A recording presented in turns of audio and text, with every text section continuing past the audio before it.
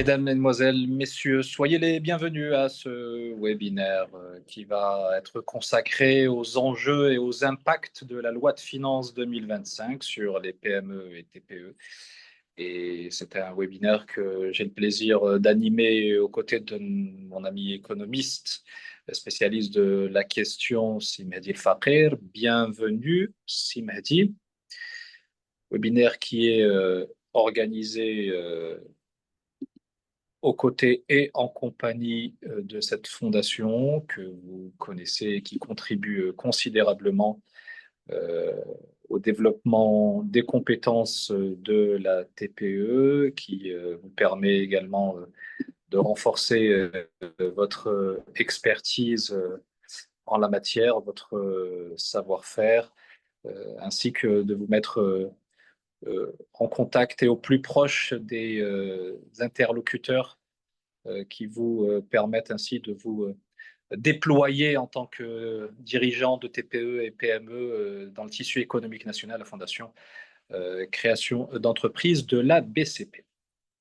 Alors, bienvenue à ceux qui nous rejoignent. On va évoquer tout au long de cette heure que nous allons partager encore une fois avec Simati Fakir les différents aspects de la nouvelle loi de finances. Nous prendrons également un moment à l'issue de ces trois quarts d'heure, une heure, pour vous entendre, vous écouter et répondre surtout à vos interrogations de manière à ce que les différentes dispositions liées à ce dispositif législatif soient non pas un rempart ou une crainte, mais un atout pour déployer votre activité. Alors, est-ce que Mehdi Fakir est à mes côtés? Je l'ai eu et je l'ai entendu tout à l'heure. Je Est-ce suis que là. vous êtes là? Oui, Voilà, oui. bienvenue, c'est Mehdi. D'accord. Ravi de vous recevoir et de vous accueillir pour cet exercice de questions-réponses. Les différents participants sont en train de nous rejoindre au fur et à mesure. Peut-être avant de rentrer dans le vif du sujet, une question qui va permettre de poser le cadre par rapport à cette loi de finances 2025. Elle intervient dans un contexte assez particulier. L'actualité fiscale a fait la une des journaux récemment à travers les différentes mesures de régularisation qui ont été enclenchées. Donc tout cela est très frais dans les esprits. Euh, Globalement, quelle est la philosophie, selon vous, de la loi de finances 2025 à l'égard en particulier de la TPE et de la PME marocaine? Bonjour Siwadi et bonjour à toutes les participantes et participants à ce webinaire. Tous les remerciements à la Fondation Banque Populaire pour cette belle initiative qui cherche bien sûr à démocratiser l'accès à cette information fiscale et à effectivement démêler cette loi de finances pour la TPE et PME. Alors, pour répondre à votre question, Siwadi, sachez que le contexte est un contexte de réforme. Aujourd'hui, c'est la troisième année de la réforme fiscale entamé dans le d'une loi cadre dont l'objectif c'est de standardiser et normaliser les différentes initiatives fiscales de façon à éviter l'instabilité engendrée par le passé par effectivement cette manière effectivement de traiter la fiscalité de façon annuelle. Maintenant, c'est une pluriannualité qui a été instaurée et qui permet à l'administration fiscale de mieux dicter effectivement les dispositions. Aujourd'hui, par exemple, à titre d'exemple, la réforme de l'IS, il est toujours en cours, il n'a pas arrêté, il a été entamé en 2023. Beaucoup de PME, TPE aujourd'hui sont en train de vivre un petit peu cette transition qui va durer 4 ans, de 2023 à 2026, pour uniformiser, arriver à une uniformisation, par exemple, du taux de l'IS qui passerait de 10 à 20% et de 31 à 20%, respectivement. Donc, pour la TPE-PME aujourd'hui, il vit une réforme fiscale tendant à une uniformisation des traitements, la chasse à l'informel, la recherche de l'équité fiscale et surtout la simplification et la standardisation des procédures fiscales. Et en dernier lieu, certaines mesures qui ont tendance à favoriser la croissance et le développement de la PME-TPE. C'est une volonté des régulateurs pour faire de la fiscalité un vrai levier fiscal et un vrai levier du développement socio-économique. Ça veut dire qu'il faut, de la part des dirigeants qui nous suivent, envisager la réglementation fiscale comme un atout, même si ça coûte parfois et ça s'en ressent sur le bilan et sur l'activité, mais il faut y voir une opportunité d'émergence et l'envisager comme un appui à l'activité plus qu'un obstacle ou une crainte. Absolument, parce qu'il ne faut pas subir la fiscalité. Il faut être dans la proactivité. La fiscalité, ça s'anticipe, ça s'entretient. Une bonne lecture de la matière fiscale permettrait d'en tirer le meilleur. Et la fiscalité, ce n'est pas un appauvrissement de l'entreprise, mais le vrai appauvrissement serait de ne pas prendre les précautions nécessaires pour éviter d'être par la suite redressé ou pour éviter pour que par la suite la PME-TPE puisse éventuellement subir des redressements fiscaux ou des rappels. Alors, l'objectif aujourd'hui, c'est de lire cette fiscalité, d'aller sur l'anticipation. Il n'est pas normal, nous sommes maintenant à la veille de la clôture des bilans fiscaux, ce n'est pas normal qu'un chef d'entreprise découvrerait son bilan fiscal et arrêterait effectivement son chiffre d'affaires et sa profitabilité le 31 mars, c'est-à-dire un an et quart après. Ce n'est pas normal. Ce n'est pas normal également que l'entreprise ne soit pas effectivement au courant de ce qui se passe au niveau de la partie fiscale, des évolutions fiscaux. Alors, autre chose, c'est que même scientifiquement, il a été prouvé que plus l'activité progresse, moins on paie d'impôts. Ce n'est pas corollaire. C'est-à-dire, le message, c'est qu'il ne faut pas que la fiscalité soit un handicap. Il ne faut pas que ça soit une obsession. La fiscalité devrait venir en deuxième lieu. Il faut en tirer profit. Regardez autour de nous, ça le message pour la PME-TPE, que nous souhaitons, Inch'Allah, d'ici quelques années, être les grands groupes et les grandes entreprises de ce pays-là. Bah, écoutez, regardez autour de vous, vous allez trouver beaucoup d'entreprises qui payent beaucoup d'impôts et pourtant ils progressent. Donc, dire que la fiscalité, il est là comme une entrave, je pense que ce n'est pas opportun, mais le mindset du chef d'entreprise, de la PME-TPE, c'est de lire la fiscalité en tant qu'opportunité, d'en tirer le maximum, de prendre les précautions qui s'imposent et surtout, surtout, surtout, penser avant et après business, puis business, puis business. C'est ça ce qui est important. Il y a malgré tout une dimension en termes de soutenabilité de l'impôt jusqu'à un certain stade. Effectivement, il n'est pas contre-productif. Le tout est de trouver le bon équilibre, d'où la réforme qui a lieu à l'heure actuelle. Ce que vous dites également, et ce qui est très important, avant de rentrer encore une fois dans le vif du sujet, le temps que l'ensemble de nos participants nous rejoignent, je vois déjà qu'il y en a certains qui ont quelques interrogations. Je les invite à les inscrire et nous les relayerons à l'issue de cette première présentation. On considère souvent que nul n'est censé ignorer la loi. C'est encore plus vrai pour la loi fiscale, c'est encore plus vrai pour les patrons de TPE, TME, et PME.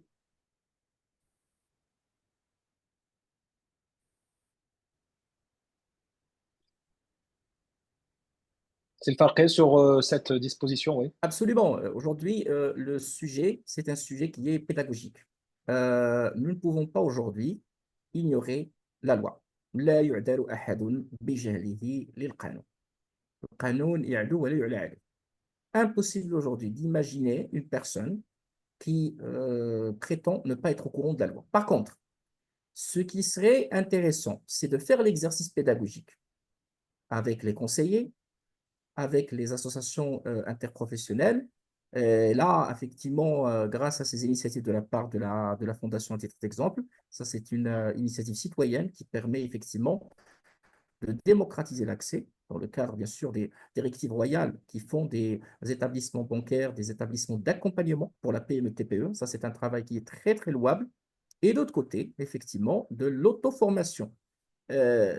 ما يمكنش اليوم المقاولة ما ديش واحد المجهود ولو بسيط باش تحسن نفسها ضد الأخطار الجبائية بمعنى أنها توقع في الخطأ.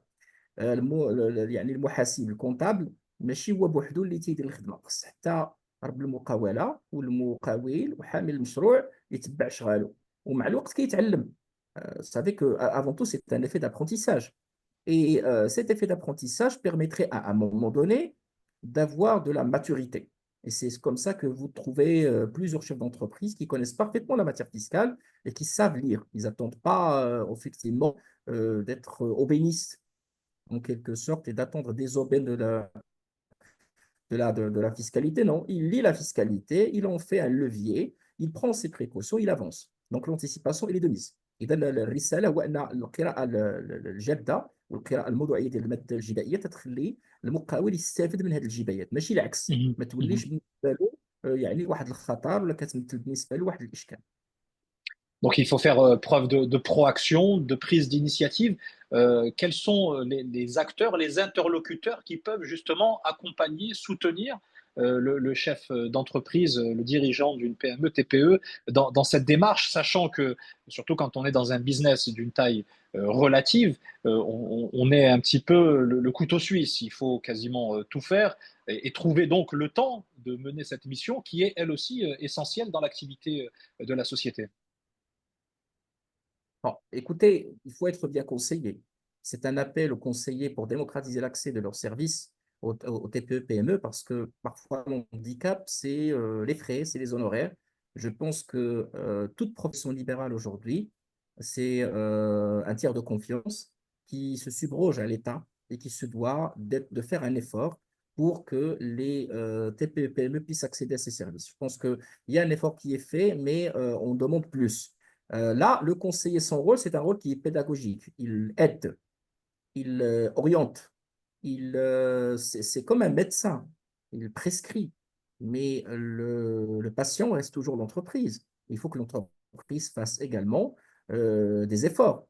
Le médecin peut prescrire des médicaments, certes, mais pour prendre soin de sa santé, c'est un tout. Du sport, de l'alimentation équilibrée, de la précaution, de la prévention, un peu de tout. C'est exactement la même chose. Donc aujourd'hui, il y a les conseils qui sont les comptables, la profession comptable de façon générale, que ce soit les experts comptables, les comptables agréés et les fiduciaires, les conseillers en matière de gestion également. Un travail très important attendu des associations interprofessionnelles, le tissu associatif, les forces de médiation. Là, c'est un appel à la TPE-PME de s'inscrire dans cette dynamique. Toute PME-TPE doit participer aux différentes. Dieu merci, alhamdoulilah, chaque année, nous assistons à plusieurs manifestations dans ce sens-là.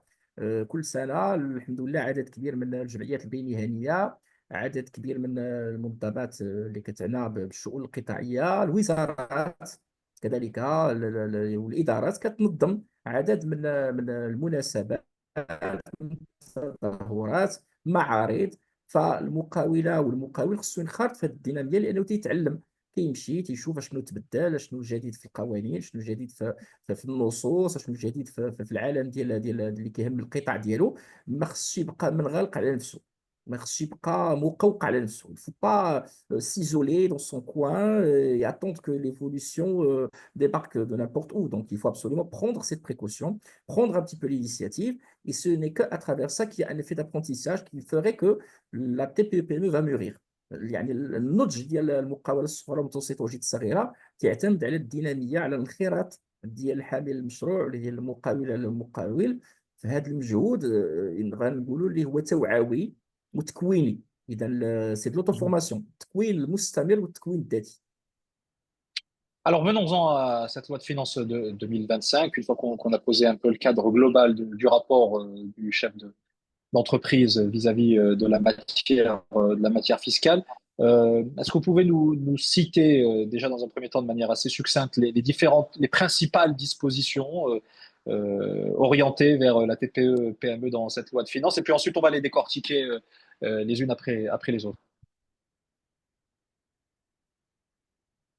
Alors, globalement, la plupart des nouvelles dispositions sont soit des dispositions de clarification ou des dispositions qui permettraient de, en quelque sorte, profiter de bonifications fiscales en fonction de décisions stratégiques de gestion.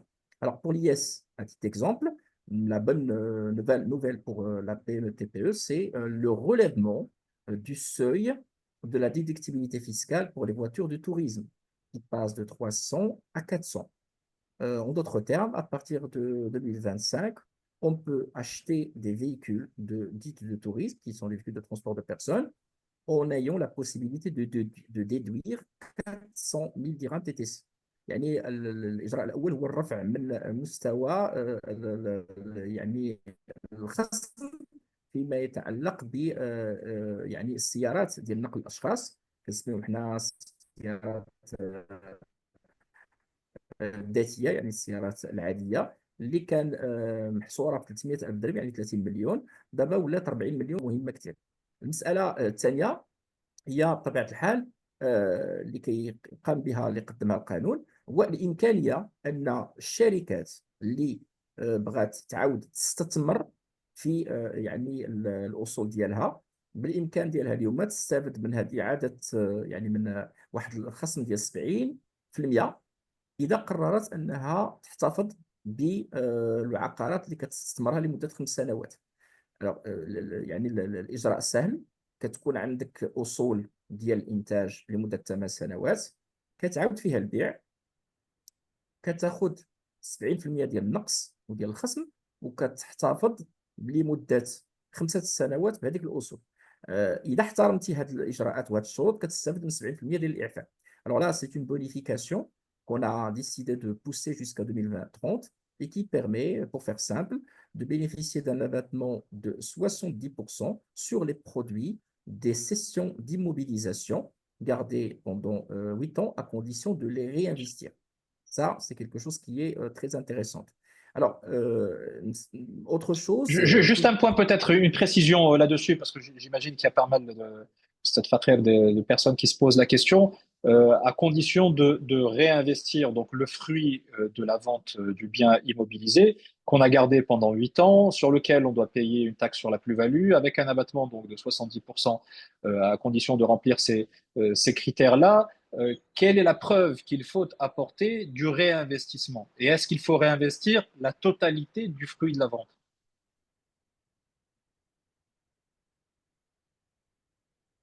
alors, le raisonnement est très simple.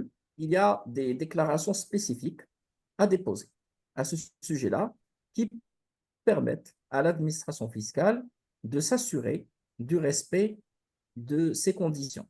Parce que ces déclarations reprennent les immobilisations cédées et les immobilisations réinvesties, et il permet de s'assurer que le produit de ces cessions a été complètement réinvesti. Donc, il y a, pour vous rassurer, Siwadir, il y a effectivement des dispositions déclaratives. Les TPPME sont priés ou sont invités à consulter plutôt leur conseiller. Donc,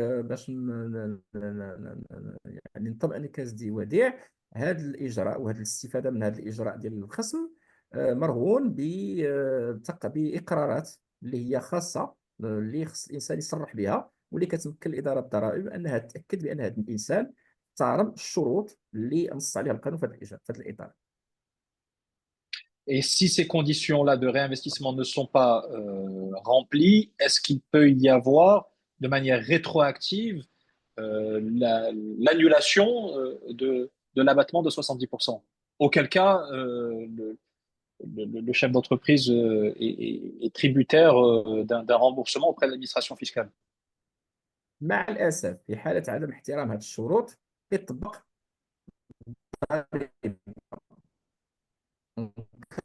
de non-respect des conditions, ben un rappel est adressé aux concernés, sous réserve de prise de contact avec l'administration fiscale pour étudier le cas. Alors là, c'est un Mhm. appel, et là, je le dis sous toutes les réserves.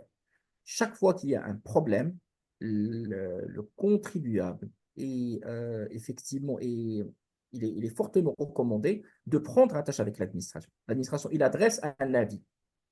Mais je pense que tout cas pourrait être résolu à condition de prendre attache avec l'administration fiscale. Il ne faut pas considérer que le fait de recevoir un avis fiscal ou un commandement est une fatalité. Loin de là.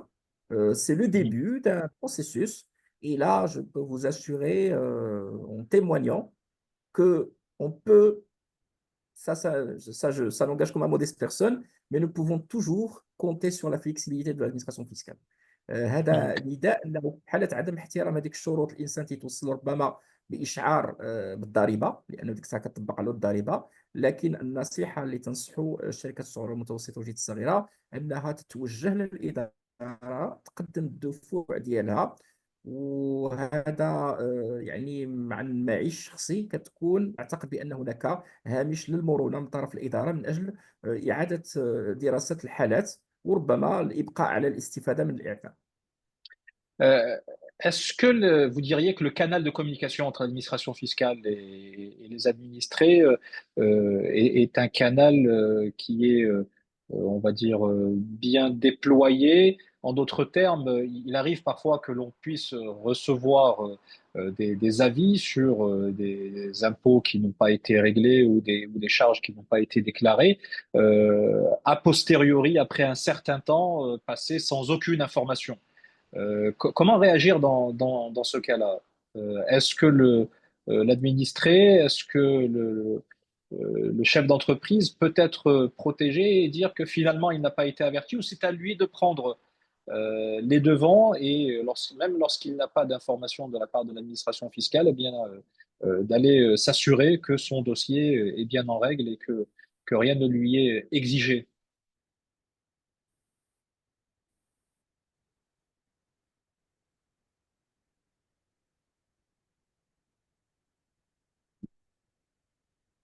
Avec la digitalisation, tout contribuable aujourd'hui est en mesure de consulter son profil au niveau du Simple pour s'assurer qu'il est en situation régulière. On peut aujourd'hui, à tout moment, sortir une attestation de régularité fiscale pour s'assurer qu'on est en règle.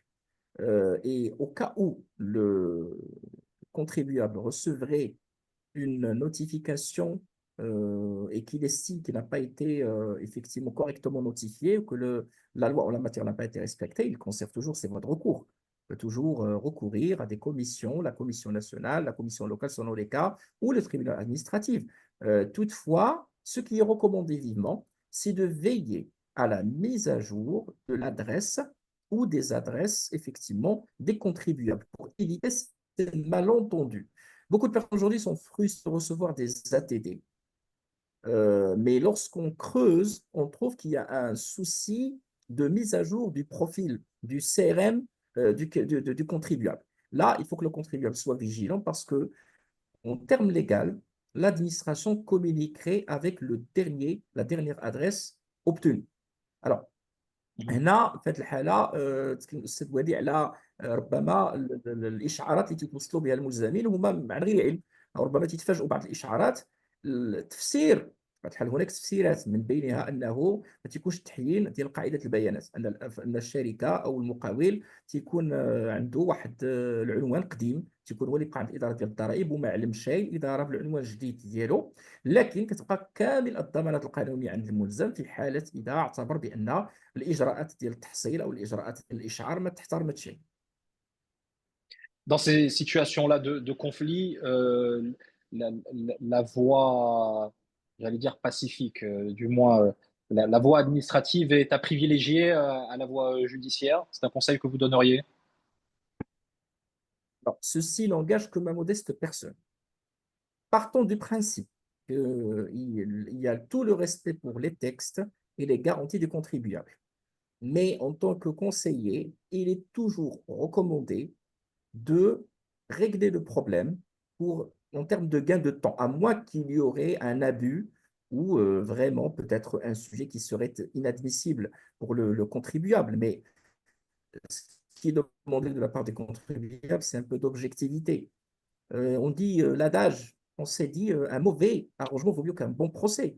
Donc là, pour moi, le temps du contribuable, le temps de la TPE-PME n'a pas de prix.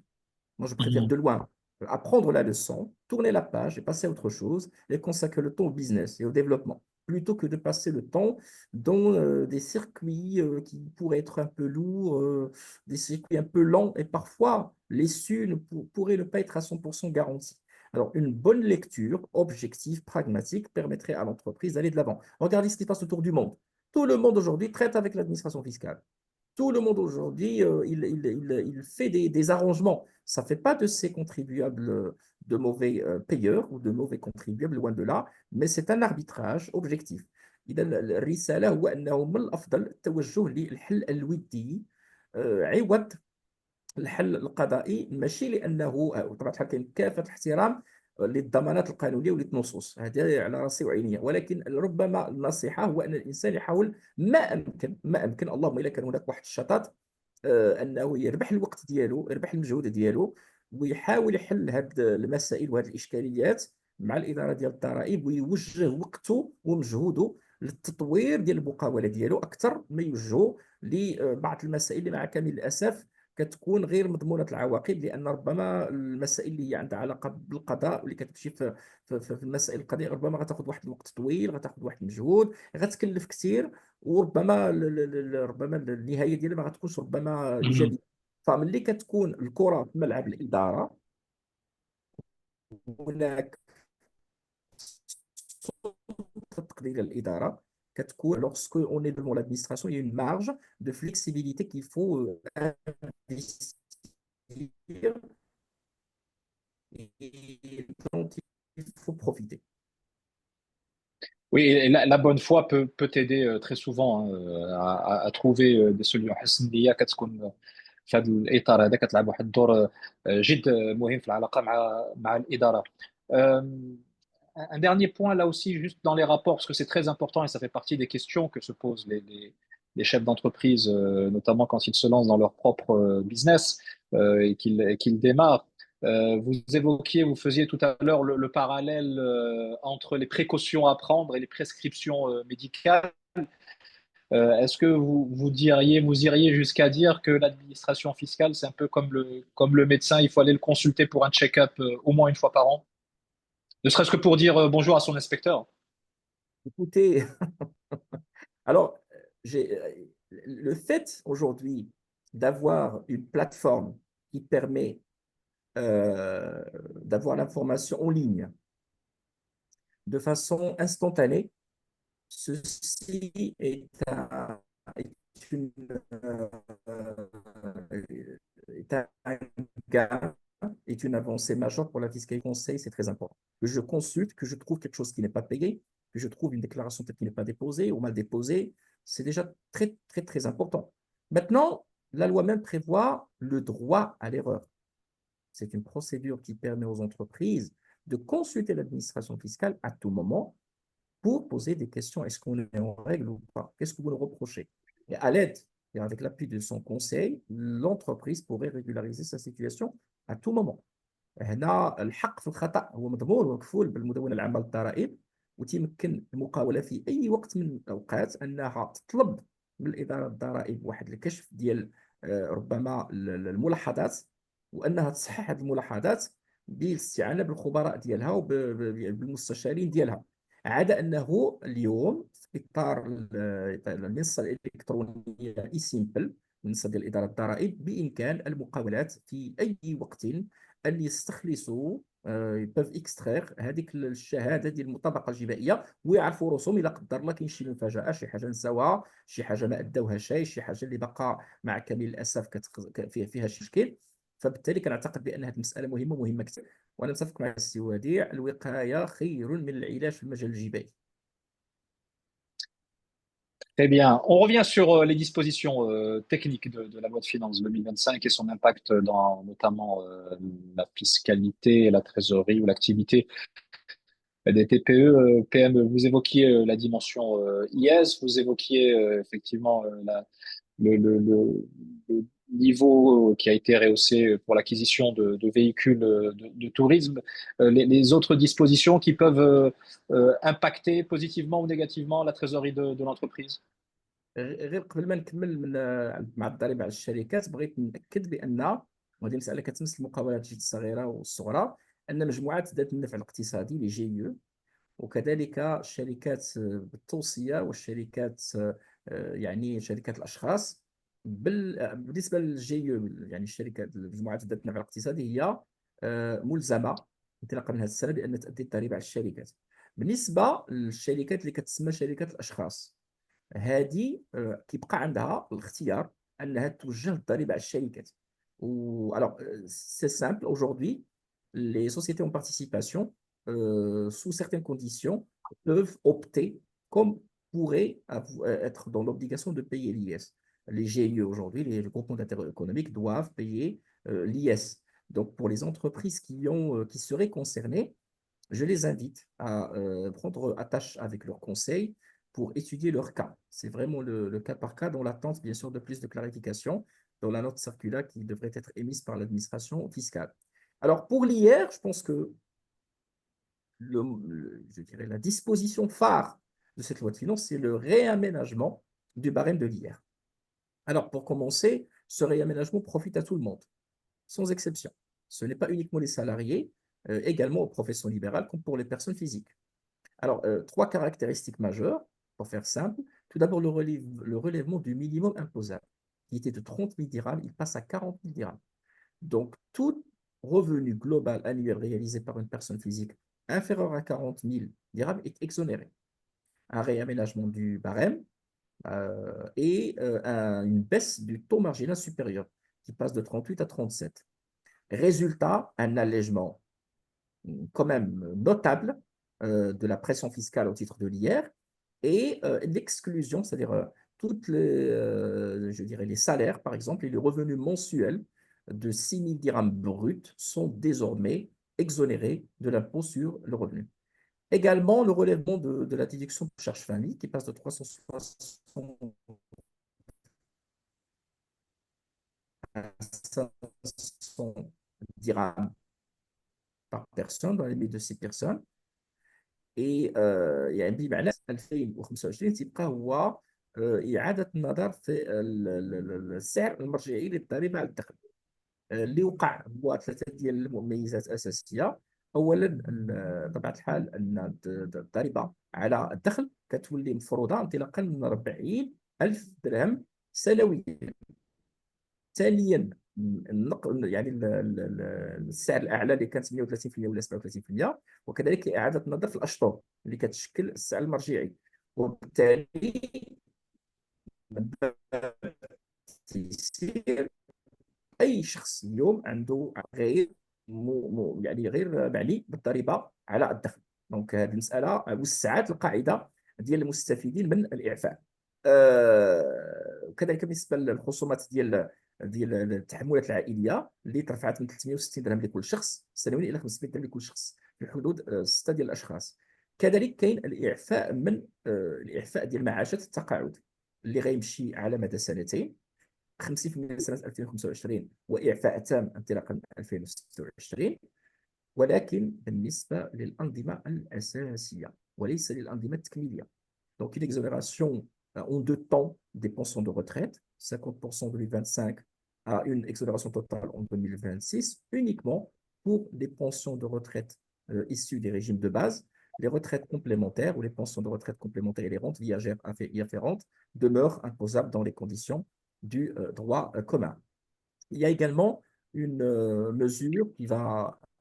Oui, si vous souhaitez dire quelque chose? Non, non, je vous en prie, continue, continue. Alors, Je vous écoute avec il y a beaucoup d'attention, comme les personnes qui nous suivent.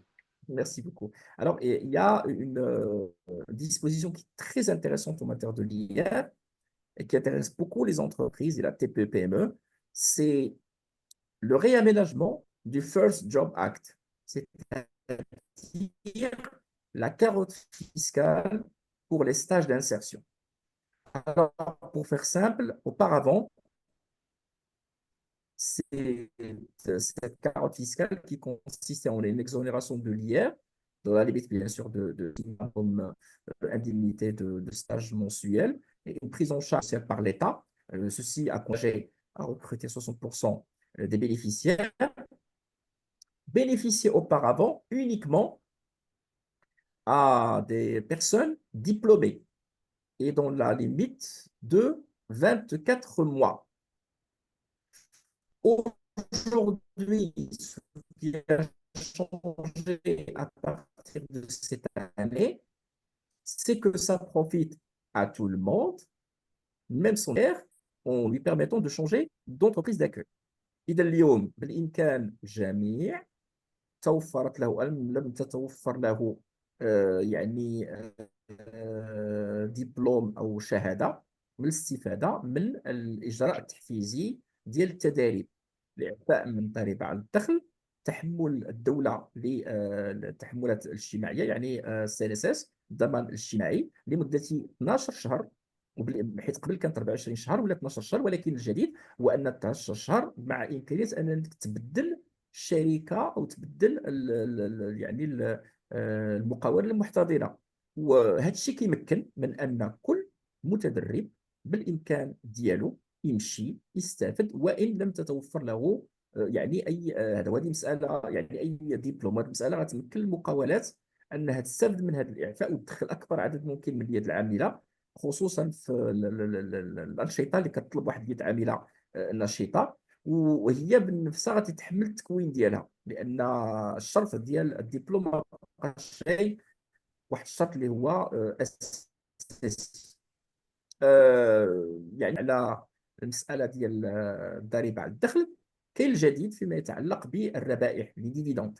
اليوم أصبح بالإمكان انطلاقا من هذه السنة تأدية الربائح حسب السعر السنوي، ماشي السعر ديال يعني إذا صح التعبير، ديال الانجاز ديال الارباح.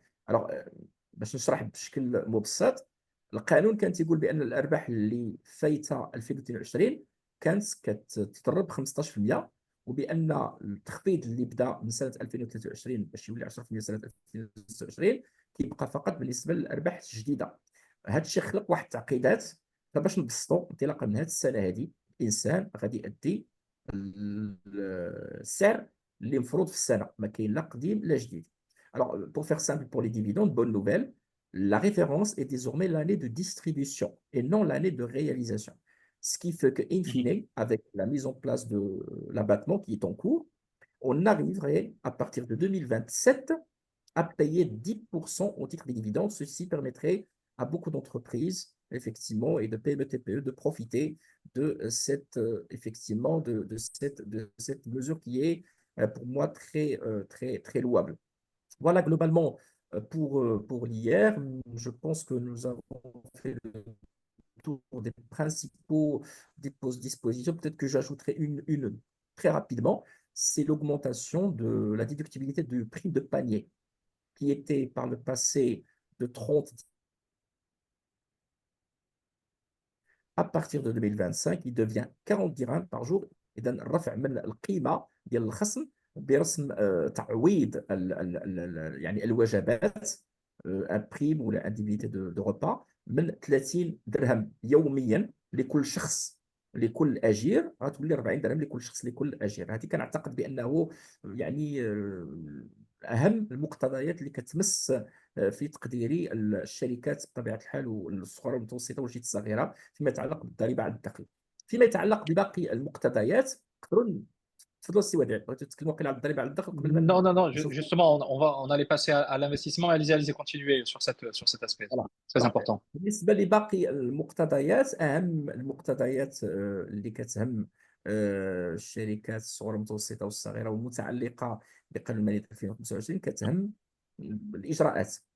اهم حاجه بالنسبه لي هو بالنسبه للضريبه على القيمه المضافه، يبقى اهم شيء جوج الاجراءات. الاجراء الاول امكانيه المقاولات اللي كتشتغل في مجال التربيه والتكوين انها تستافد بشكل مزدوج ديال اعفاء الضريبه على القيمه المضافه. بمعنى انه شركه عقاريه زائد شركه تسير مدرسه، هادشي كله في اطار مشروع واحد، كيستافدوا من الضريبه على القيمه المضافه عوض الشركه فقط اللي عندها المدرسه، كما ينص على ذلك القانون سابقا. Alors la possibilité de bénéficier de l'exonération de la TVA sur l'investissement par un groupement constitué de deux entités, une entité qui gère le projet et une entité qui porte le projet, une foncière. Donc ça, c'est une avancée extraordinaire pour les personnes qui veulent investir dans le domaine de l'éducation. هذا بطبيعه الحال مساله مهمه بالنسبه للاشخاص اللي كيبغيو يستثمروا في المجال ديال التربيه والتعليم، كيبغيو يديروا المدارس الحره. كذلك الإعفاء من الضريبة على القيمة المضافة، وكذلك من رسوم الاستيراد بالنسبة لبعض المنتوجات الفلاحية بشكل مثقف. هذا الإعفاء يهم المستوردين وكذلك المنتجين، خصوصا ما تعلق منه بقطاع المواشي باللحوم بالأرز وكذلك بالزيت بالزيوت الرافعة. Alors, une exonération limitée dans le temps, qui concerne que 2025, plafonnée par des quantités qui ont été définies par la loi et qui profite aux importateurs de certains produits dans des limites de certaines quantités et qui touche le cheptel comme certains produits agricoles. Ceci intéresse des importateurs et c'est une exonération, comme je l'ai expliqué, limitée dans le temps et dans l'espace qui concerne la TVA et les droits d'importation. Alors, pour les autres impôts, il faut noter,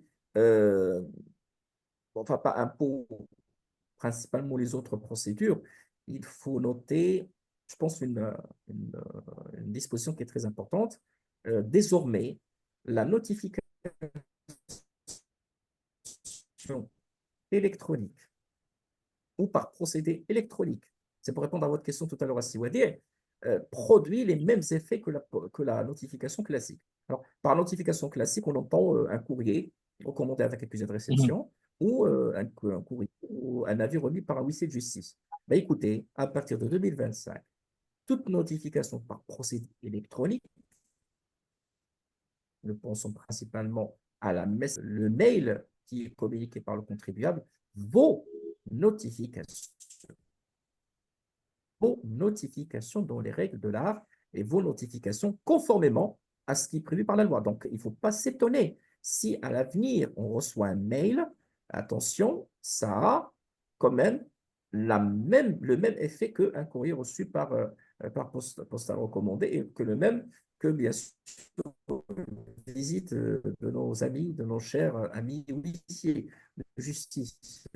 إذا اليوم الجديد فيما يتعلق بالتبليغ الأطلال القانونية كتبليغ التقليدي، سواء تعلق الأمر ب يعني التبليغ أو التبليغ عن طريق يعني يعني كما تقول الأعوان القضائيين. نفس الشيء. إذا هذه مسألة مهمة خص تعرفها الشركة. إذا حيت هذا انتقال كننتقلوا شوية بشوية نحو واحد الجبايات المرقمنه. بدينا بالتصريح الالكتروني، دابا مشينا للتبليغ الالكتروني، التصريح والاداء الالكتروني. احنا دابا في التبليغ الالكتروني، وعما قريب الفاتوره الالكترونيه اللي غتمكن اداره الضرائب بشكل يومي من تعرف التطور ديال الانشطه ديال الشركات وديال المقاولات من اجل التاكد من مطابقتها للقانون. اذا هادو عدد من المسائل خص الانسان يوجد راسو ليها لان غادي توقع تغييرات في القانون. Donc, moi, je dis que c'est une évolution qui est très importante. Après la télédéclaration et télépaiement, maintenant, nous parlons de la notification électronique. Ah ben, le cercle de la sphère, la digitalisation de la sphère fiscale va être accompli dans pas longtemps, dans quelques années, par la mise en place de la facture électronique. Alors, c'est une connexion directe avec l'administration fiscale pour s'assurer en ligne et en temps réel du respect des dispositions fiscales. Je pense que c'est un changement de paradigme qui impose de la préparation des différents, bien sûr, PME, TPE. Je pense à ce Diwadi, c'est un petit peu Ça plus. rejoint, oui, Voilà. ce que vous disiez tout à l'heure, Ustad Fakir, par rapport à la nécessité, effectivement, non seulement d'être au fait de ce qui se passe et de ce qu'il y a aujourd'hui, mais être au fait aussi de ce qui va arriver de manière à pouvoir anticiper au mieux à la fois sa relation avec l'administration fiscale, mais également l'intégrer dans le cadre de sa stratégie entrepreneuriale et de l'activité de la PME ou de la TPE, surtout quand on est à ces échelles économiques où le moindre soubresaut, la moindre turbulence peut avoir des conséquences assez délicates. Peut-être un dernier point, il y a beaucoup de questions qui sont en train d'arriver pour qu'on ait le temps d'y répondre. On va se donner une bonne petite demi-heure pour répondre aux différentes questions. Un dernier point sur peut-être les dispositions, parce que c'est un véritable enjeu pour l'économie marocaine. On en a parlé quand on s'est eu au téléphone pour préparer cet entretien. Euh, Est-ce que vous considérez que les dispositions fiscales contenues dans la loi de finances 2025 vont dans le bon sens de manière à orienter encore plus l'activité économique nationale et notamment les activités des TPE, PME vers plus de formel et donc moins d'informel? Alors, écoutez, aujourd'hui, les changements qui ont été enregistrés ces 3 dernières années ont créé et marquent un changement de paradigme. L'adoption de la retenue à la source comme moyen de recouvrement, la régularisation, la rationalisation de certaines mesures fiscales en relation avec les exonérations, notamment l'exonération de la TVA sur investissement. Et ceci est avec, bien sûr, ce que vous avez cité tout à l'heure, les opérations de contrôle et des rappels que l'administration fiscale est en train d'entamer au fur et à mesure. Je pense que c'est autant de sujets, autant de, je dirais, de mesures pour combattre l'informel. Bon, ce que nous souhaitons, c'est qu'on reste sur des mesures qui sont équilibrées et qu'on pousse à terme à une meilleure contribution de la PME-TPE. Aujourd'hui, nous sommes sur une première phase, une première copie de la réforme fiscale qui va s'achever en 2026, Inch'Allah. Je crois que la PME-TPE doit se constituer en force de proposition à travers les représentants au niveau du Parlement, à travers les associations interprofessionnelles, pour que nous puissions effectivement entendre la voix de la PME-TPE. Les mesures édictées jusqu'à aujourd'hui sont des mesures qui permettent d'assurer un certain équilibre pour le budget de l'État, une uniformisation de l'imposition, parce qu'aujourd'hui, nous avons un impôt unique de 20%. C'est une uniformisation qui est très louable. Parmi les meilleurs taux d'imposition des entreprises au monde, qui permet bien sûr aux sociétés d'en profiter. 20% flat. Je pense que c'est un taux qui est excellent, qui est équilibré et sur lequel les entreprises peuvent compter pour aller de l'avant. Idem pour l'allègement de l'IR que je viens de citer, qui permettrait également aux personnes physiques d'y aller. Mais le plus important, c'est d'être une vraie force de proposition pour mieux digérer ces dispositions. Il ne faut pas que ça soit perçu comme étant des dispositions dissuasives. C'est une ligne de conduite de l'État pour assurer un équilibre de son budget. Il ne faut pas oublier, il faut être pragmatique, que nous sommes un pays fiscaliste par excellence. 90% des recettes de l'État, nous devrions absolument, impérativement respecter, faire attention par rapport à ce sujet-là et ne pas trop compter sur des concessions fiscales à l'avenir. Il faut vivre avec cette réalité fiscale, mais être dans la proactivité, être dans l'anticipation, ne pas attendre le dernier minute parce que c'est pas la dernière minute, pardon, pour faire sa déclaration, c'est complètement absurde. Une année, ça commence en janvier, ben, au moins tous les trimestres, à l'aide de son conseiller, il faut absolument voilà, donc le consulter régulièrement, voir l'atterrissage, dire où est-ce qu'on est, comment optimiser. Vous avez vu tout à l'heure, par exemple, on parle des voitures, on parle je dirais, de la bonification d'investissement. C'est des leviers, c'est des relais. La voiture, c'est pour amener du business. La voiture, c'est pour, voilà, on ne va pas l'acheter parce que, effectivement, c'est uniquement la déduction de 400 000 dirhams. Non, parce qu'avant tout, c'est un outil de production qui permettrait de ramener du business, ramener du chiffre. C'est ça ce qu'il faut lire. Ce n'est pas aujourd'hui profiter de la réduction, de la bonification.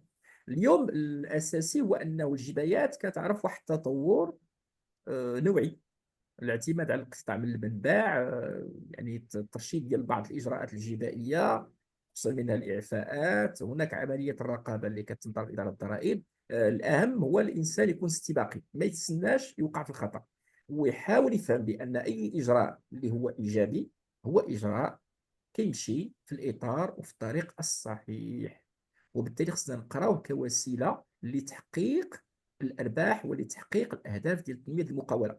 اعطيت على سبيل المثال منذ قليل مساله كتعلق بالسيارات.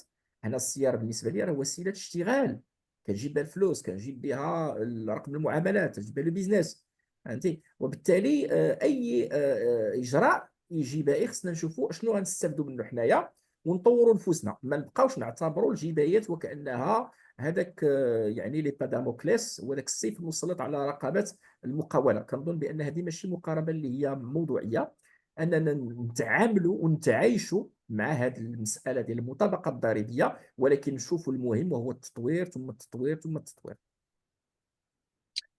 Merci beaucoup pour tous ces éclairages et merci énormément, Oustaz Fakher, pour l'exercice acrobatique que vous maîtrisez à la perfection, d'être à la fois en français et en arabe, ce qui a été très instructif pour les personnes qui nous suivent. Alors, il y a des questions qui sont posées. Une première qui est sur un aspect assez spécifique. Encore une fois, on n'a pas réponse à tout, donc on va faire en sorte de vous solliciter. Et puis, s'il y a des choses à creuser, on aura tout le loisir a posteriori d'envoyer les réponses adéquates à travers la Fondation Création d'entreprise de la BCP. Sur un aspect très particulier d'ailleurs qui est en vogue, notamment dans la perspective de l'organisation prochaine des grands événements sportifs au Maroc à travers l'activité de location-hébergement via Airbnb. Qu'est-ce que vous pouvez nous dire sur le plan fiscal au niveau d'une activité comme celle-ci? Écoutez, cette activité, c'est une activité de location.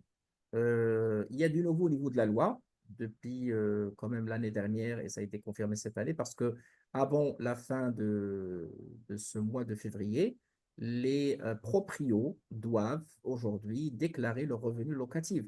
C'est une location comme les autres. Ce n'est pas une activité passagère, ce n'est pas une activité qui n'est pas réglementée. Il ne faut pas que ce soit un contact direct entre le propriétaire et le locataire pour que ça soit considéré comme étant un revenu foncier. C'est un revenu foncier comme les autres.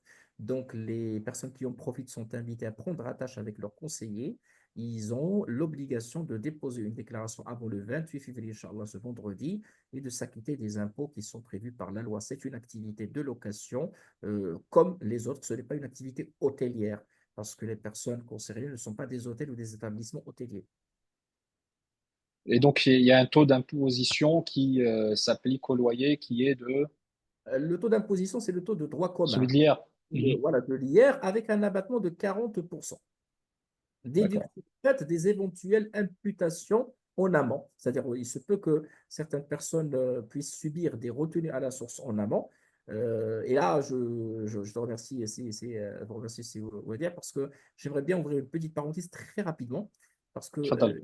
par rapport à l'IR foncier, il y a une nouveauté majeure, cette loi de finances 2025, que je souhaite quand même, effectivement, sur laquelle je souhaite insister, c'est la possibilité d'opter pour une imposition forfaitaire de 20% libératoire pour les personnes qui disposent, enfin, personnes physiques, qui louent à des professionnels ou des sociétés.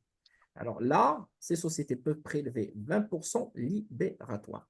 إذا الإمكانية انطلاقا من هذه السنة بشكل حصري وجديد الإمكانية من الاستفادة من واحد المعالجة الجبائية مثالية.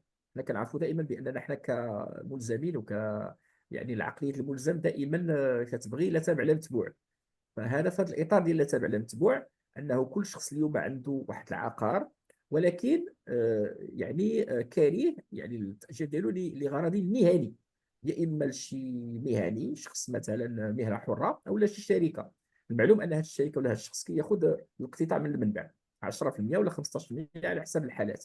انطلاقا من هذه السنه بشكل نهائي بالامكان ان الشخص الذاتي يطلب من هذه الشركه تقلع له 20% ابرائيه. مع العلم انه في السابق بشكل مبسط كانوا كيقلعوا 10 15% على حسب الحالات وخصك تصرح وتنقص داكشي اللي قلعوا لك قبل. Donc avant, on faisait des prélèvements de retenue à la source et lorsqu'on déclare enfin au début d'année, on faisait imputer ces retenues à la source. Maintenant, il y a possibilité d'opérer des retenues à la source libératoires de 20% pour la location et les baux professionnels, exclusivement. Ça ne s'applique pas aux baux résidentiels, c'est-à-dire personne physique ou une personne physique. On continue à opérer de la même façon. Donc, je ferme cette parenthèse ici. Ouais. Bon, on va rester sur cet aspect avec un autre cas pratique. Alors, cet exercice, vous allez suivre avec moi d'une personne qui nous demande par rapport à l'IR global, un individu qui a des revenus fonciers, donc des loyers, là en l'occurrence sa personne physique, plus un salaire, et qui a effectué un bénéfice sur une vente immobilière au cours de l'année écoulée. Est-ce que le bénéfice effectué sur la vente immobilière est assujetti à un taux de 20% ou est-ce qu'il doit être inclus dans des revenus globaux qui, eux, seront soumis à l'IR, un impôt sur le revenu? Alors, clairement, c'est un impôt à part, c'est une déclaration à part. C'est 20% qui est déclaré séparément, qui n'est pas cumulatif avec les revenus.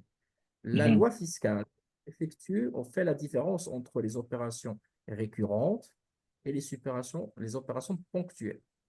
Là, nous parlons d'opérations ponctuelles. Chaque opération ponctuelle, il a son régime de déclaration à part. Ce ne sont que les revenus récurrents qui sont cumulés dans le cadre de la déclaration de revenus global. إذا كل العمليات اللي هي عادية واعتيادية كتكون في إطار التصريح العام ديال الدخل. ولكن بالنسبه للعمليات وبالنسبه للتفويتات اللي كتكون يعني غير اعتياديه مثل التفويتات العقاريه التفويتات ديال الاسهم عندها التصريحات ديالها الخاصه بها وبالتالي هي ما كتوضعش ما كتداش او لا يتم اجراؤها في نفس التصريح السنوي كيبقى فقط خاص بالتصريحات الاعتياديه فقط. Salfakel, on vous demande est-ce qu'il y a des dispositions fiscales particulières concernant les agences de transport du personnel ou les agences de location de voitures touristiques? Cette année, non. Cette année particulièrement, non, mais je note que les sociétés qui font du transport collectif, touristique notamment, transport de personnes ou transport voilà, de marchandises, ben, il faut qu'ils fassent attention à une déclaration qu'on aurait dû déposer fin janvier, qui est la déclaration du gasoil pour justifier la déductibilité des quantités du gasoil. Vous savez que des sociétés qui consomment beaucoup de gasoil. Et voilà, donc là, c'était vraiment la précaution à prendre. Apparemment, si ce n'est effectivement que la bonne nouvelle pour le transport de personnes et de marchandises, pour le transport terrestre, c'est qu'il a baissé l'année dernière de 14 à 10%. Donc cette année, c'était 12%. L'année prochaine, Inch'Allah, il va être à 10%. Donc là, c'est une très bonne nouvelle pour ce type. Donc il y a une TVA qui baisse, donc une meilleure compétitivité en matière de facturation pour ces sociétés. Mais pas que je sache, donc il n'y aurait pas de mesures spécifiques par Pas de rapport à disposition ça. particulière. Bien. Une autre question concernant la distinction entre location d'appartements meublés et location d'appartements nus. Est-ce que dans un cas, ce serait des revenus professionnels et dans l'autre, on serait soumis, comme vous l'évoquiez tout à l'heure, sur la base de revenus fonciers? Écoutez, lorsqu'on loue des appartements ou du foncier meublé, on est dans la gestion locative professionnelle. Là, il y a la TVA. Lorsqu'on loue un local nu, je parle ici du résidentiel, hein, Résidentiel, absolument, pas de les baux professionnel. professionnels, alors là, une partie est soumise à la TVA si c'est une société qui loue, et il ne pourrait ne pas être soumis à la TVA si c'est une personne physique qui loue. Mais bon, pour le cas d'espèce, les opérations de location civile ne sont pas soumises à la TVA. Les opérations de location commerciale, notamment les appartements et le foncier meublé, oui, il est soumis à la TVA et de facto, c'est considéré comme étant une location professionnelle. Donc, le contribuable doit se constituer en contribuable en bonne et due forme, éventuellement déposer un bilan. Tout dépend ça, parce que là, c'est des choix et des options. Alors, c'est des cas un peu atypiques. Il faut prendre attache avec un conseiller pour imaginer je dirais, le deal adéquat en matière Mhm. de déclaration. Il ne faut pas oublier qu'aujourd'hui, pour une déclaration normale de revenus fonciers, on fait un abattement de 40%. Alors qu'on a la possibilité d'optimiser lorsqu'on est un professionnel de la gestion locative, parce que nous n'avons pas de limite en matière de déduction. On a le droit de tout déduire par rapport, bien sûr, aux charges qui sont engagées par l'entreprise. فهذا نداء بالنسبة للأشخاص اللي يقوموا العقارات اللي هي مفروشة أو العقارات كما المبلي اللي فيها الاثاث. هاد الناس خصهم يوضحوا الصوره مع المستشار ديالهم واش غادي يتعاملوا كاحترافيين وكمحترفين، وفي هذه الحاله كتكون عليهم بطبيعه الحال الزاميه لتصريح الضريبه على القيمه المضافه، وكذلك التصريح بالضريبه على الشركات او بالضريبه على الدخل حسب الحالات، او قرروا انهم يبقاو اشخاص عاديين واشخاص ذاتيين. في هذه الحاله هذه كيكون عليهم انهم يوضعوا الاقرار السنوي ديال الارباح اللي هي عقاريه، الدخول عفوا العقاري باش نكون دقيق. في هذه الحاله كيوضعوا كاشخاص ذاتيين. دونك هنا المساله كتعتمد على التقدير ديالهم والتقدير ديال المستشارين ديالهم. Très bien. Question suivante. Vous évoquiez tout à l'heure l'aspect retraite. On nous demande est-ce que l'exonération de pension de retraite de l'IR, donc annoncée pour 2026, est aussi valable pour la retraite, donc les pensions issues de la CIMR et les pensions complémentaires. Non, malheureusement, les pensions de retraite et les rentes viagères issues de régimes complémentaires sont exclues de cette exonération. Ne sont concernées que les pensions de retraite issues des régimes de base.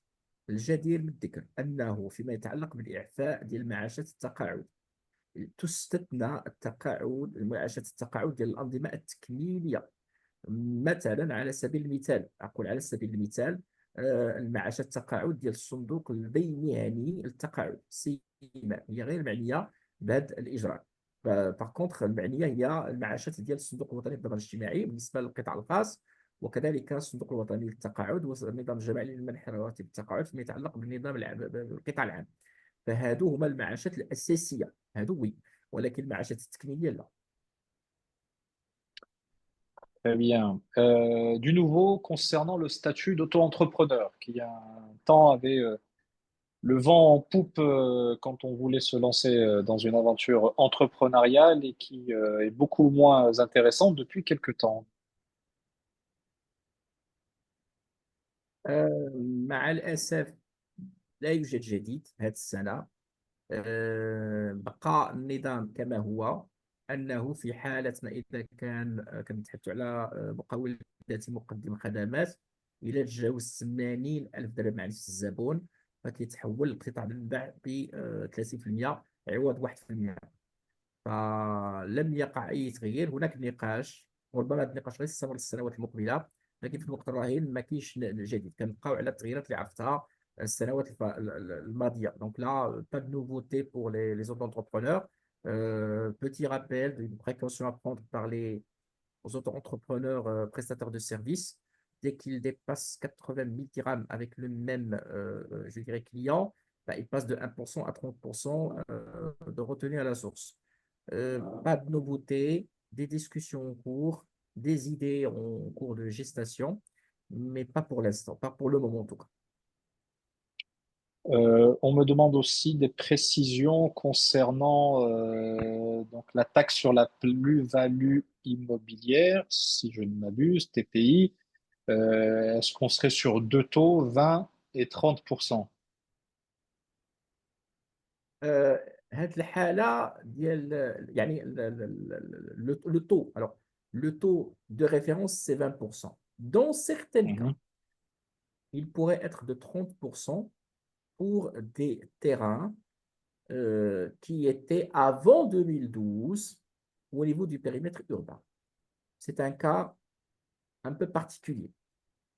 Je répète, le taux de référence pour les biens meublés, pour les immeubles, pour les constructions, est de 20%. Ça, c'est clair. Pour les terrains, certains terrains qui auraient été avant 2012, 22, يعني 2012, au niveau du périmètre urbain et qu'on décide de vendre maintenant, alors là, effectivement, pour éviter, pour casser la spéculation, ça va coûter 30 000, 30%. دونك هنا في هذه الحاله كاين جوج ديال الاسعار، 20% بالسعر العادي و30% بالنسبه للاراضي اللي كانت موجوده قبل سنه 2012 في المجال الحضري، والتي سوف يقع تفويتها انطلاقا من هذه الايام اليوم. يعني ملي كيكون هذا الوقت كله داز، ف يعني نص القانون والروح القانون هو انه نوع من المضاربه العقاريه، وبالتالي كيتم التضريب بنسبه 30% من اجل يعني الحد من هذه المضاربه هذه. يعني كتكون ملي كتكون المضاربه كتكون الارباح كثيره، والمشرع تيعطي واحد لو طول اللي هو شويه كبير. مي بور لي كونستركسيون اي كومباني، non, c'est toujours 20%. Donc, il y a pas d'impact sur le délai de la revente, parce qu'on me demande est-ce que si je revends un bien acquis dans un délai inférieur à 4 ans, je serai soumis à une TPI de 30%. Non, Non. Voilà, pour ça le reste fonds 20. immobilier, Il y a pas de délai. Sur le non, foncier, il n'y a oui. pas de télé. Non, il n'y a pas de télé. Il n'y a pas de télé. Très bien. La création d'une nouvelle société et la fameuse exonération de 5 ans. Qu'est-ce qu'il faut entendre par cela?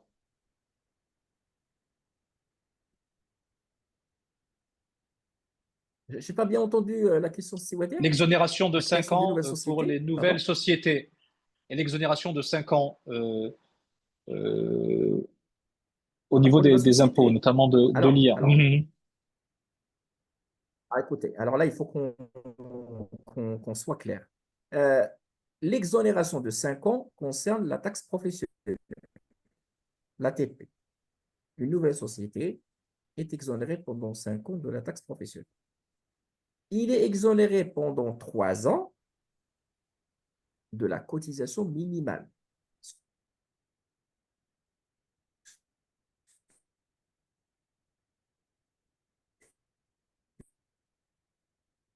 Je suppose que c'est une société qui est difficile à payer. Et je vais vous surprendre, il doit payer l'IS doublement.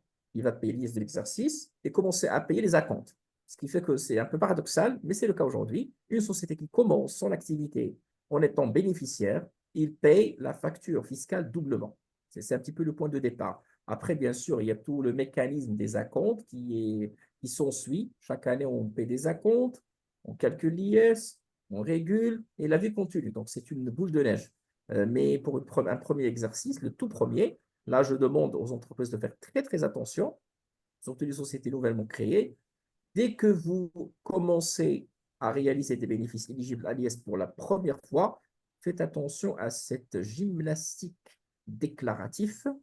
Je vous recommande vivement de vous prendre attache avec vos conseillers pour éviter une erreur très commune, c'est de ne croire être obligé de payer l'IS qu'une seule fois en oubliant les acomptes et l'administration finit au bout d'un certain moment par envoyer des avis ou des rappels à cet effet. Très bien. Euh, les délais de paiement, ça aussi, c'est un gros poids sur le cœur et le portefeuille des chefs d'entreprise.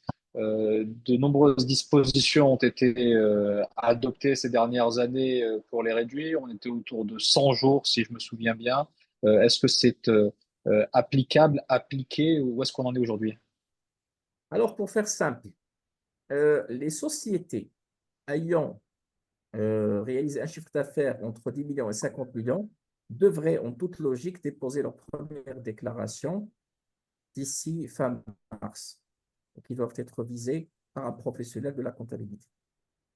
Alors, pour les sociétés qui ont entre 2 millions et 10 millions, ils sont éligibles à partir de cette année,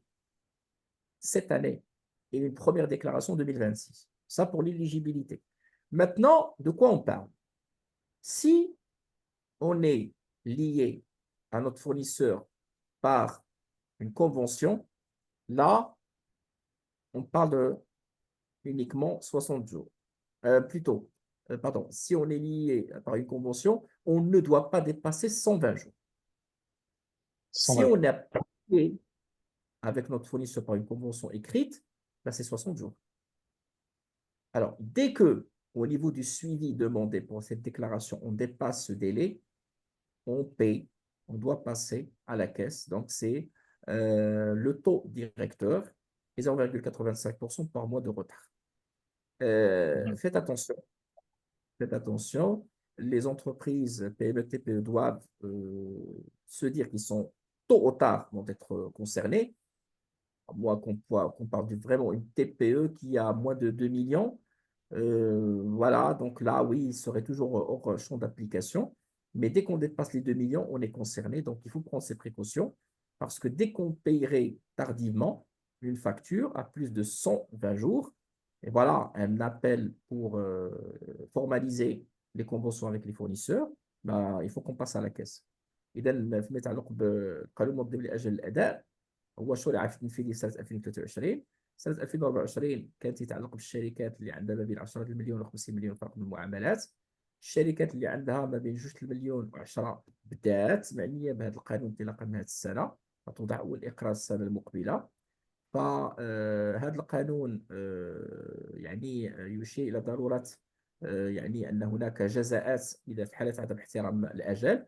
الأجل الأقصى بالنسبة للشركات اللي كتوقع على العقود مع الممولين ديالها هو 120 يوم، ولكن ما كانش العقود راه الأجل هو 60 يوم. وبالتالي حذاري ثم حذاري، لأن هذه المسألة لا قدر الله ممكن أنها تكون مكلفة. احنا بعض الشركات اللي عندها ما بين 10 و 50 راه توضع أول إقرار في شهر 3، فربما قد تقدر تتفاجأ بالدائرة والخطية اللي غتخرج لها. فبالتالي الشركات اللي عندها ما بين 2 المليون و 10 المليون راه باقي الحال عليها، بالإمكان أنها في سنة 2025 تنظم أمورها باش تحترم هذا القانون وتجنب هذه الجزاءات هذه. Dernière question, on revient sur l'histoire du foncier et de la location. Alors, pour un professionnel qui loue un appartement figurant dans son bilan, est-ce que le revenu foncier généré par ce bien est soumis à la TVA? Euh, la réponse est non, parce que vous me parlez de personnes physiques.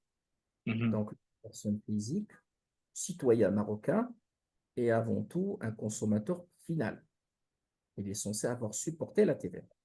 Donc, lorsqu'il va effectivement facturer, ça sera une opération civile, parce que là, Mhm. ce n'est pas à titre professionnel. Le propriétaire, enfin le locataire est un professionnel. Alors là, c'est autre chose. Mais lui, il va profiter bien sûr d'une redevance locative qui est hors champ d'application de la TVA. Le cas d'espèce, à titre d'exemple, un médecin aujourd'hui va retrouver devant un médecin qui avant tout c'est un citoyen marocain qui dispose d'un foncier qui lui appartient à titre personnel. Alors on va voir au niveau de certificat de propriété, Monsieur X. Ben, ce Monsieur X est en même temps Docteur X qui exploite le même bien en tant que cabinet médical. Alors le cabinet médical, effectivement, étant effectivement exploité par cette même personne, qui est une personne professionnelle, va tout simplement être dans l'obligation de s'acquitter de redevances. Mais du moment que le propriétaire est une personne physique et qui fait cette location à titre personnel, non professionnel, il n'y a pas de TVA. C'est aussi simple. Ce n'est que lorsque vous me parlez d'une société de gestion locative ou d'un promoteur immobilier ou d'un professionnel de la location équipé. Attention, équipé. Alors là, oui, il y a un sujet. Dès que nous sommes devant un bien équipé, il y a un sujet de TVA. C'est là où il y a un sujet de TVA. Mais s'il n'y aurait pas d'équipement, non. Moi, je parle du principe que nous sommes devant une location classique, conventionnelle, pas d'équipement, vraiment pas. Voilà qui est clair. Merci infiniment, Nadil Fakher, pour toutes ces précisions, cet éclairage, ce regard, on voit hyper pointu, et on se rend compte que c'est un véritable océan de chiffres, de spécificités, de variantes et de variables que vous maîtrisez, avec lesquelles vous jonglez à la perfection. Merci aussi d'avoir jonglé tout autant à la perfection avec les langues, ce qui a été très utile aux personnes qui nous ont suivis. Je les en remercie parce que ils n'ont pas lésiné sur les questions et sur l'intérêt qu'ils ont porté à notre échange. Ils vous en remercient. Je vois ici les différents commentaires. Tout le monde vous remercie. C'est bien la moindre des choses, Oustaz Fakher.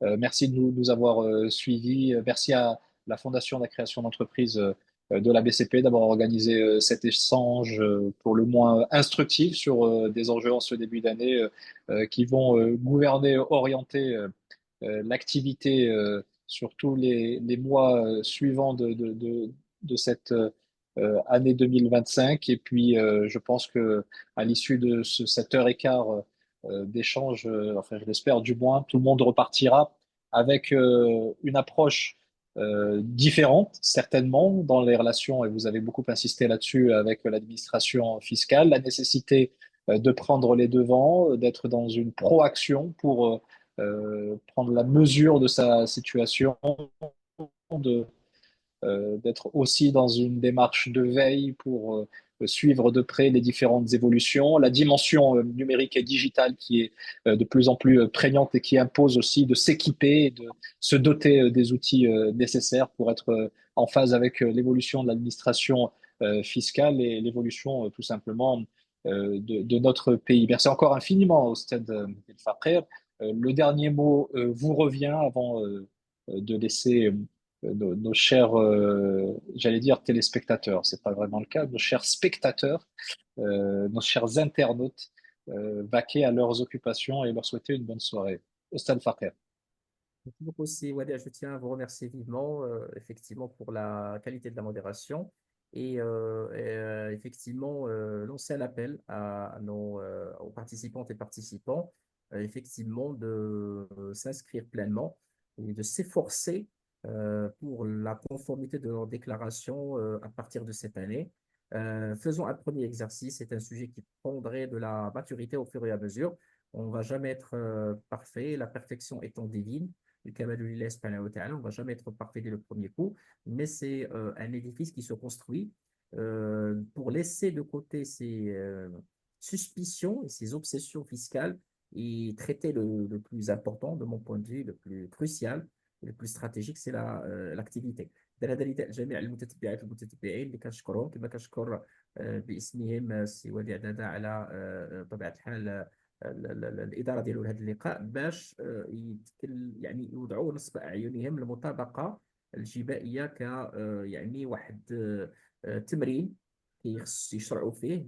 قلنا بان الكمال لله، ماشي المطلوب ان الانسان يكون يعني متكامل من السنه الاولى، ولكن يقول بسم الله، يدير واحد نقطه البدايه باش غيجي شي وقت ان شاء الله هذه المساله ديال المطابقه الجبائيه كتكون واحد الصفحه التطوع، لان الانسان تيكون تركيزه كله على التطوير وعلى تحقيق الاهداف وتحقيق رقم المعاملات والبحث على الشركاء والبحث على التطوير. ما غيبقاش عنده هذاك التخوف الابدي من الضريبه، من اداره الضرائب، من الرقابه. كنعتقد بانه التجربه الدوليه وضحت بان اخر حاجه كيفكروا فيها الناس اللي ينجحوا هي انه يكون عندهم واحد العائق جبائي. الجبايات هو واحد المساله خص الانسان يتعايش معها. Il faut cohabiter avec la fiscalité. C'est pas en faire vraiment une phobie. Loin de là, de mon point de vue. Je pense que l'avenir, c'est le business, c'est le développement. Et voilà, je vous remercie. J'espère, Inch'Allah, vous retrouver dans une prochaine occasion. نتمنى إن شاء الله اللقاء بكم في مناسبة قريبة إن شاء الله. Inch'Allah, bihawillah. Merci beaucoup, Oumsia Saïda. À très bientôt.